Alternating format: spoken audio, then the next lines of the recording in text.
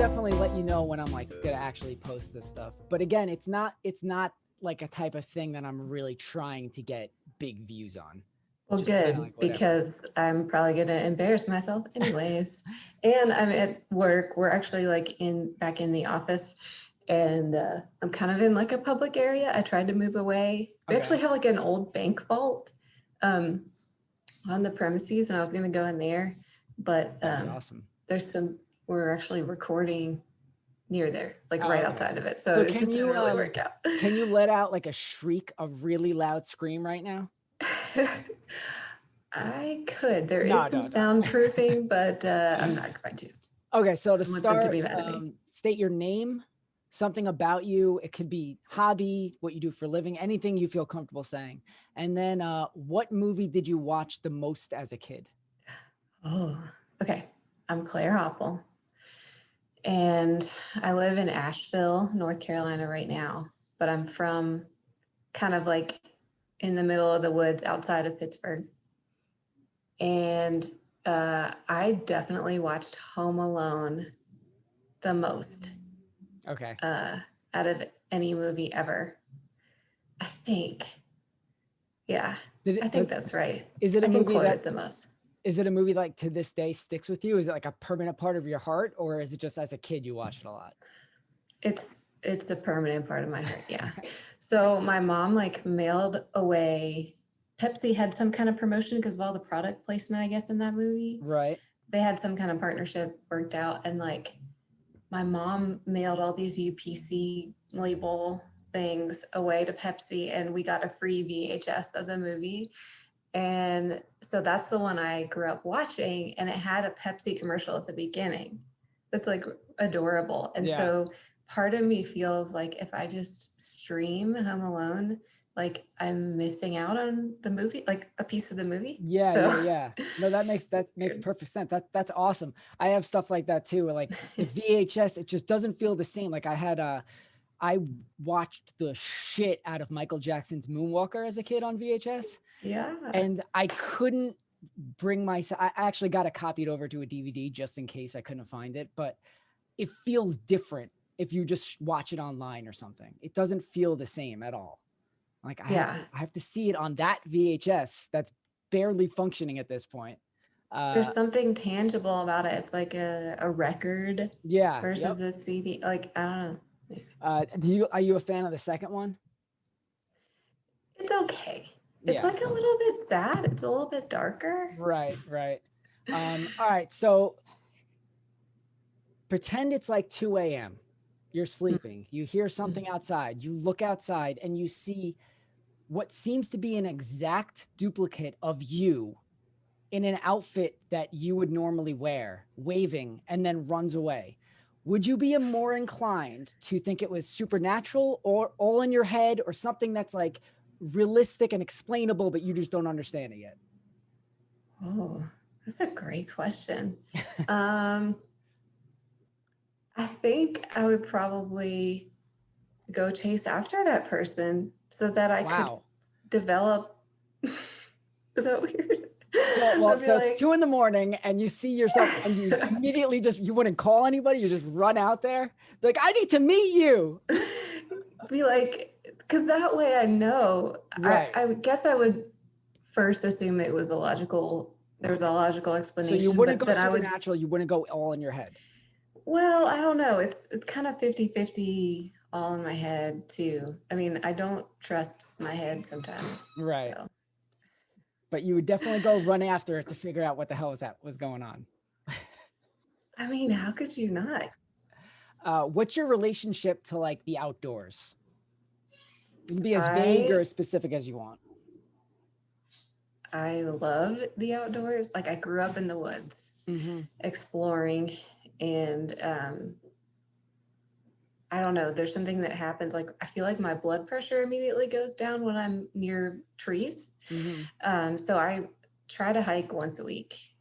Okay. I am a little bit of a baby about the cold though. So in the wintertime, it's not quite as much, but yeah, Asheville is a great place for that. It's part of why I wanted to be here. There are so many different places to hike. Now this has been a part of your life since as far back as you can remember, or? Yes, in some sense. I haven't Okay. always been like a hiker per Mhm. se, but definitely exploring Right. the woods for sure. Right. Yeah, I was I didn't grow up around the outdoors or anything like that, but I always did. This is only me looking back. I didn't realize it at the time.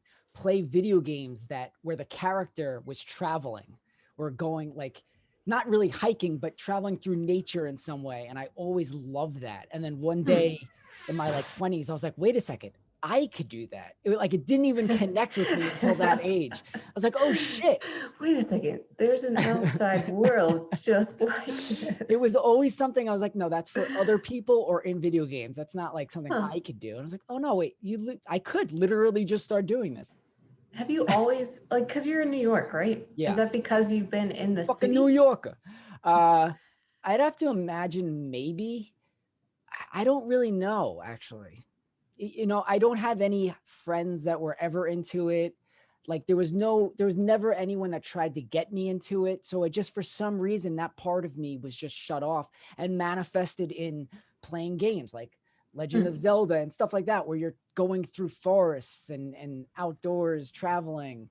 Uh, Even like, you know, I don't really play games anymore, but what I used to is like, you know, World of Warcraft or something. And I'm like, yeah, I got to get to this town far off there. And in my head, I'm pretending I'm the character. And I'm like, wait a second, I could do this and monsters won't attack me unless you count bears as monsters. But They can get there's you always a sometimes. potential. Yeah.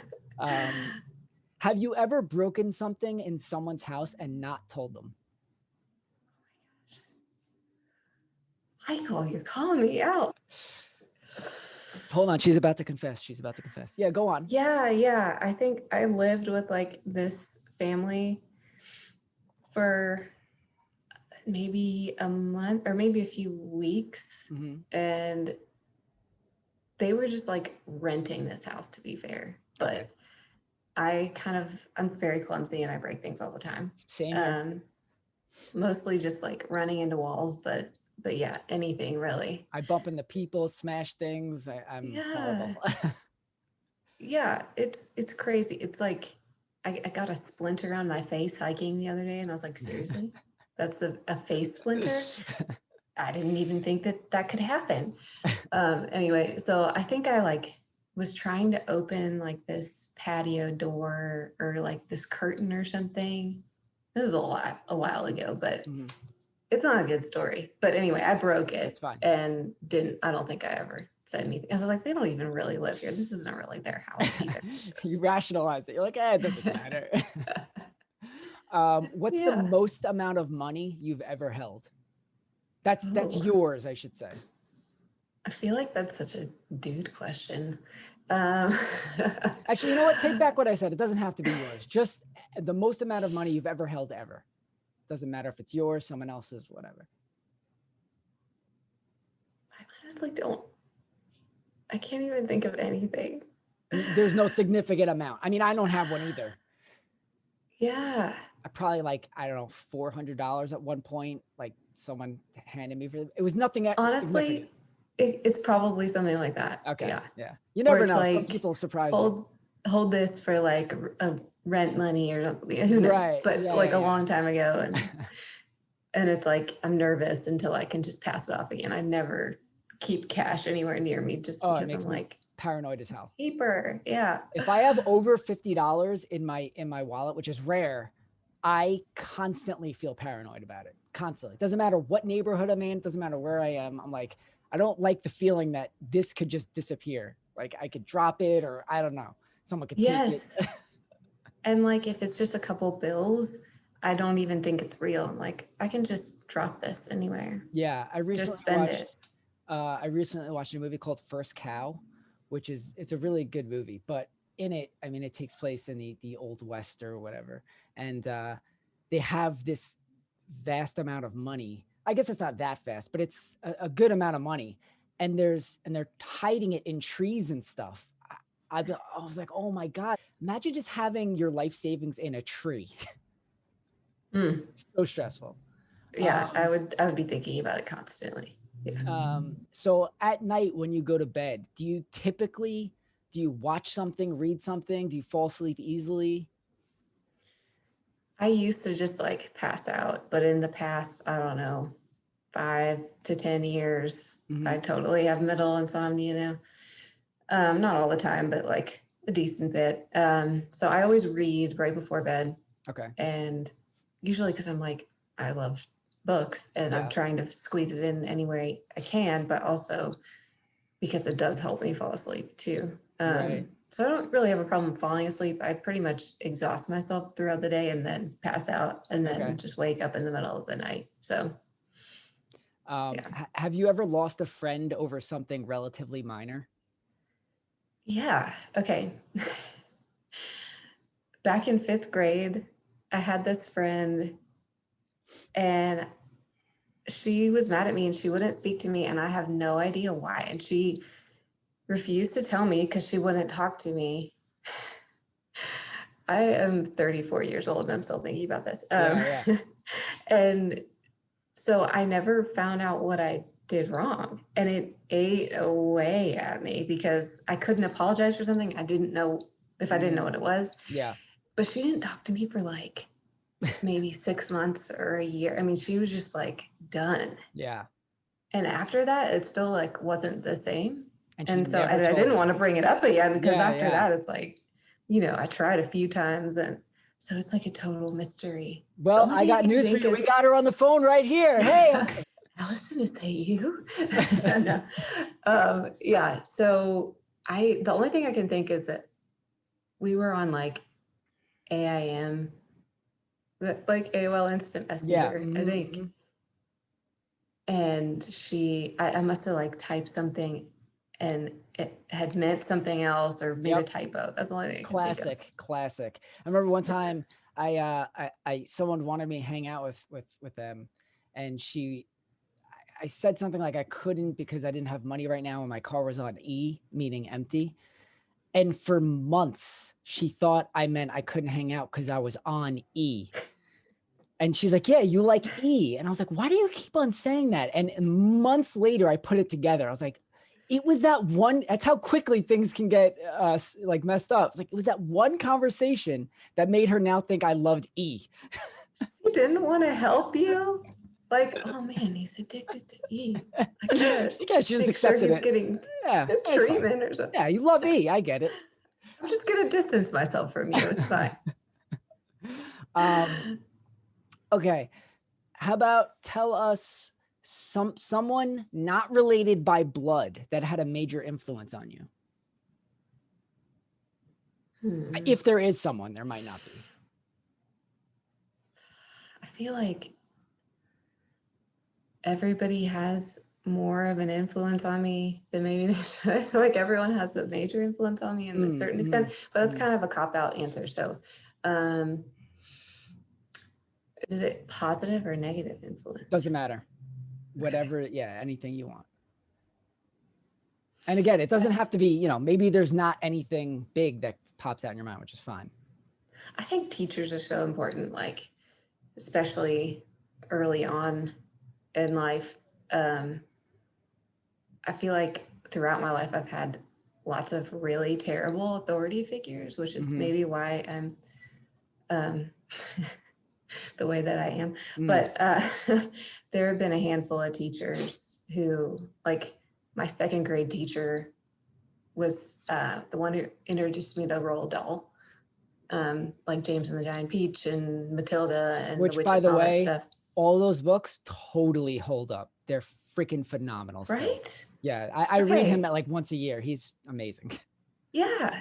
And that kind of changed my life. Yeah. You know, because that's when I was like, oh, reading is awesome. Yeah. And then I started spending my allowance every single week on Goosebumps books after that. So yeah, that's a good example. We'll go with that one. Yeah, I had a teacher very early on have us read I don't even remember what version it was. It was Beowulf, but it wasn't like, it was like a total prose version of Beowulf written for a younger audience. So it's kind of like more like a story than a poem or an epic poem or whatever you want to call it. Baby Einstein Beowulf. You know, maybe I truly can't remember what it was. But it really did. That impacted my life in such a big way. Just reading that book, which is why I have a Beowulf tattoo, because like it ignited that in me. Which also goes back to hiking, because a lot of these fantasy style stories are the outdoors and nature is such a part of it. It's like you feel more connected to nature in these stories, in most fantasy tales at least. But that really opened me up to reading. Yeah. And it's like an introduction to a classic that you can actually grasp. And I then remember trying to read Shakespeare and I was like, what is happening right now? Yeah. And then years later, when I read Beowulf in its translated form, like I understood it easier because I had read the story as a kid. I like that. Yeah. All right. So 2 more questions for you, because I know you have something going on as well. Are you in any physical pain or discomfort right now? No. Okay. I don't think so. I kind of wish I was. I want to have a cool answer, but. All right. 2 last questions. 1, have you ever earnestly, and I mean earnestly, thought I'm about to die? Oh yeah. Okay. Many times. Would you tell me about one of those times? Whichever one you feel most comfortable with. Yeah. Okay. So in high school, this is kind of embarrassing because I was in high school, but we had a wave pool kind of nearby, you know, like where they simulate the waves. Oh, yeah. I've had experiences in these. So my then boyfriend and I were like swimming around, and we were just like swimming, I mean, pretty quickly, like racing almost, just all around. And then the waves kicked on, and I was feeling pretty confident about my swimming abilities. And both of us have exercise-induced asthma. And I don't even have an inhaler. Like, it's really not that bad. I would have to like work out pretty intensely to even experience it. I don't even know the last time I was that active. Anyway, so we're still swimming, and start to like have a hard time breathing, and try to make it over to one of the walls of the pool, like to get out. And there was like this huge wall, like against the back of the pool where the lifeguards were, so they could have like advantage of everything. It was like really high up. Right. And I was like, I don't know if I can make it to the edge. This is really bad. I didn't even know where the boyfriend was at that point. Like there was too many people around. And so I'm like, I don't know. I'm going to try my best. And so I'm like swimming. I finally make it. At this point, is the panic, like, is your heart pounding, or you're just kind of like, something's weird? Okay. But I'm trying to play it cool because I'm in high school and there are all these people around. So I make it to the edge and I'm like, all right, I finally did it. I'm going to get out of this pool, like whatever I do. And because like, I was looking at the lifeguards and they had zero awareness of me. And then like, I reached the edge and I can finally take a breath, right? I'm like, inhale. And they start blowing their whistle at me because you're not allowed to hold on to the side during the waves. And I'm like, that's exactly when you would need to hold on to the side of the pool. So I have to pull myself out, even though I can't breathe. And I start panicking. So I'm not thinking straight and I'm pulling myself out, but the waves are pulling me back in. I'm not going with the waves, you know? So it took me, I don't know how many tries, but I finally got out. And I really did think like, I'm going to die in the middle of a wave pool in high school with all these people around me and in different lifeguards, just kind of like hanging out, trying to be cool. That's awful. I used to go to the beach a lot growing up. I had some hairy experiences in the water. It's like you just feel utterly helpless. Yeah. Waves, like especially real waves, can do whatever they want. And then I mean, like my heart pounds so loud. It's like in my ears. I get like blurred vision, and the panic just overtakes you. Just like, fuck, I'm about to drown right now.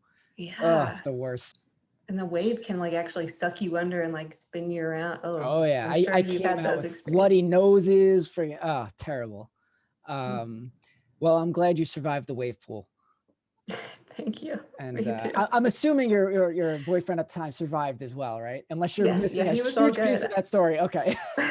we found each other eventually, but I seriously have no idea what his experience was when I was panicking. So That would be hilarious if at the end. By the way, he died. Anyway. No biggie. All right. So the last question is, can you give people a small piece of life advice? But it's got to be like something small that'll improve your life in a small way. No pressure. No, I always give the example. I've said this every time, and I'm so sick of hearing myself say it, but it does seem to kind of help get things going. Is my example is always get yourself a good pair of toenail clippers. I like that. Also, it seems like everyone's a clipper person, and I'm a nail scissor person. Oh, okay. I only scissors. Does that mean I'm a sociopath? I don't know. I use scissors only when I'm backpacking because I have a little tiny one that's on my my knife. That's what I'll cut my nails. But I typically I'm a clipper person. I don't know. That's all right. If you can't think of anything, that's fine. No, I want to have something. It's gonna come to me in like 20 minutes. I'm gonna message you and be like, this is it. It's gonna change your life. I'll give, if you can't think of anything in the next couple seconds, I'll give you an alternate question to end on. Okay, maybe a different one. Okay. What something could be really big and significant or just very small that you learned recently? I feel like I don't learn anything new. I'm right there with you. I mean, I'm always learning like new words. Okay. Because of reading. A word. I can't think of a good word. I really can't. This is terrible. I'm the worst. You can just trash this interview. No, this is fine. This is good. I like this because this is exactly how I would be. Most of these questions, when I ask them, in my head, I'm like, what would I say to that? And I rarely know. Just like shit. I in regular organic conversation, I'm way better, but when I'm pressured to answer, it's fucking over. You could be like, hey, what's your name? And if there's a timer, I'm like, I don't know. I'll totally forget everything. Or if I had to like write it down, I could think of something. Are you better? But I can't. Would you say you're more comfortable in writing or talking? Definitely writing. Like, okay. No, there's no question. Okay. Because you can actually like pause and think about it and like construct something. Right. I feel like I can't think of the spot. I'm better like talking, but I mean that in a very specific way. I don't think I sound better. I don't think like I flow better, but I feel more comfortable because it's so sloppy naturally that I feel like it's acceptable. When I'm writing, that sloppiness still comes through because I'm not a great writer. And I don't like seeing the sloppiness on the page. When I'm talking to someone, I'm super comfortable with that sloppy, messy type of feeling. It's like you have the freedom to be casual and not have everything together. Freedom to fuck up. Yep. I get that, but I still freeze. Yeah. I mean, some people are just great writers, and it's just so natural for them to rather like be in that situation. It really is just like the ability to pause. But I'm serious. It's gonna like plague me, and then I'm gonna be like, Michael, listen, just do like a voiceover for me. Well, look, here's what we'll do. Here's what we'll do. If you think of something, send me a voice memo or whatever the hell they're called. And then if I haven't done anything with this yet, I'll put it in the end. Yes. And then instead of my face, it could just be like a GIF, like one of your awesome GIFs. Or I'll record myself in one of my animal masks that I have, and I'll just move like I'm talking like this. I think that would work perfectly. Now I'm definitely going to try to All right, good. better. Do you want anyone, if they watch this, like follow you on any social media or anything like that? No, I'm just kidding. Yeah, I try to stay off Facebook, but Instagram and Twitter, it's just at Claire Hopple. Okay, cool. It's that simple. All right. Well, look, thanks for doing this. Thank you for having me on your, interview. Whatever it is. Yeah, I don't know what the fuck this is. Ooh, I love coming up with names of things. So let me know if you need. Okay. I have a few ideas, I'm not making that big of a deal out of it, but I'll send them to you. Excellent. You let me know. I would love that. All right. And I'll have a better answer for you. Perfect. All right. Thanks again. All right. Thanks, Michael. See you Bye. later. Bye. All right, Michael, I've been thinking about it, and I think I know what my absolute best advice is for life. And that is eat dessert for breakfast. That's it. That's saved me. That gets me up in the morning sometimes. Cool. Bye.